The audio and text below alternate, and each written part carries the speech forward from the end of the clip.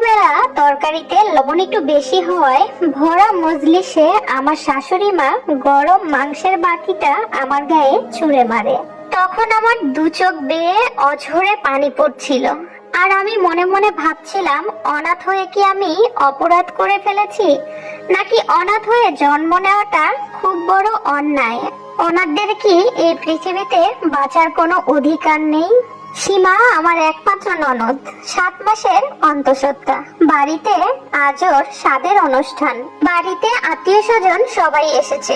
ভোরবেলা ঘুম থেকে ওঠার পর থেকে এক হাতে রান্নার সব কাজ সামলাচ্ছি আমি।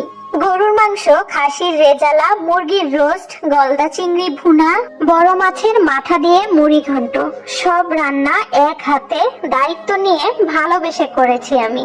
একমাত্র ননদ কিনা আমার। হঠাৎই আমার মনে পাহাড় সমান অভিমান নিয়ে একটা প্রশ্ন মনে উকি দিল। মামার মুখে শুনেছি আমিও নাকি আমার বাবা মায়ের একমাত্র মেয়ে। বাবা আমাকে আদর করে রাজকন্যা ডাকতো।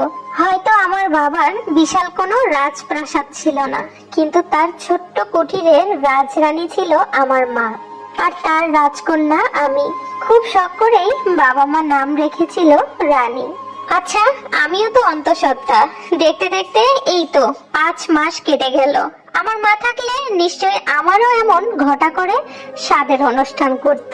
আমার মা থাকলে নিশ্চয়ই আমাকেও এমন আদর করে গরুর মাংস, খাসির মাংস, চিংড়ি মাছের ভুনা নাক ডুবিয়ে খাওয়াতো। পেটে খুব খিদে।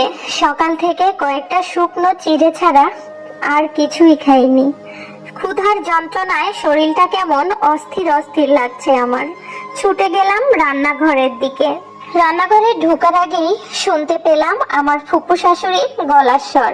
আমার শাশুড়িকে বলছিলেন, তোমার বড় ছেলের বউটাও তো পোয়াতি, আজকে না হয় আমাদের মেয়ের সাথে তাকেও বসিয়ে খাইয়ে দিবে নিজে হাতে। বাপ মা মরা মেয়ে, ওরই বা কি দোষ বলতো? ফুপুর মুখের কথাটা শেষ না হতেই আমার শাশুড়ি গর্জন দিয়ে উঠলেন।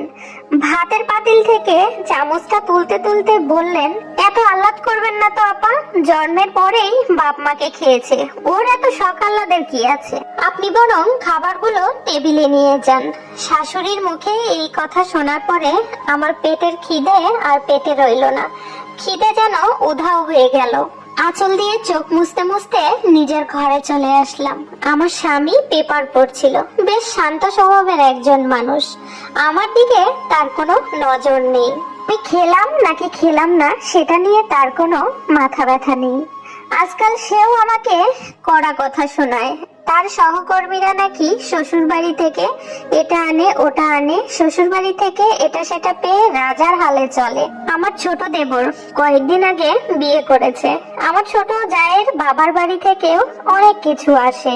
এই তো আজ সকালেই হরেক রকমের বাজার এসেছে আমার ননদের স্বাদের অনুষ্ঠান করার জন্য। তাই তো আমার শাশুড়ির কাছে সে যেন লক্ষ্মী মন্ত্র বউ। শুনেছি আমার যখন 4 বছর বয়স তখন আমার বাবা মা রোড অ্যাক্সিডেন্টে মারা যায়। দুর্ভাগ্যক্রমে আমি বেঁচে যাই। তারপর থেকে মামার কাছে ছিলাম। কোনো রকম দুবেলা খেয়ে না খেয়ে মামার বাড়িতে থাকতাম। হাড় ভাঙা পরিশ্রমের পরেও মামির মন পেতাম না, কথায় কথায় অপমান করত। আর সেই মামাই আমাকে অনেক কষ্ট করে এখানে বিয়ে দিয়েছে। কিছুদিন আগে মামাও মারা গিয়েছে, তাই আমার যাবার মতো কোনো জায়গা নেই। তাই এখন খেয়ে না খেয়ে শাশুড়ি স্বামীর অকথ্য ভাষায় কথা শুনেও পড়ে আছি শ্বশুর বাড়িতে। সবার খাওয়া শেষে কলতলায় বসে এঁঠো বাসন মাজছিলাম। সকাল থেকে কিছুই পড়েনি পেটে। এঁঠো বাসন পরিষ্কার করতে করতে প্লেটের কোনায় কিছু উচ্ছিষ্ট খাবার পড়ে আছে। গোটা চিংড়ি মাছও পড়ে আছে 2টা। ছোটবেলা থেকেই চিংড়ি মাছ আমার খুব পছন্দের, তাই আর লোভ সামলাতে না পেরে চিংড়ি মাছ দুটো খেয়ে নিলাম। নিজেকে আর সামলাতে পারলাম না, ডুকরে কেঁদে উঠলাম আমি। মুখে কাপড় গুজে খোলা আকাশের দিকে তাকিয়ে ডুকরে কাঁদলাম আমি। আর ভাবলাম, অনাথ হয়ে কি আমি খুব বড় ভুল করে ফেলেছি? অনাথদের কি এই পৃথিবীতে বাঁচার কোনো অধিকার নেই?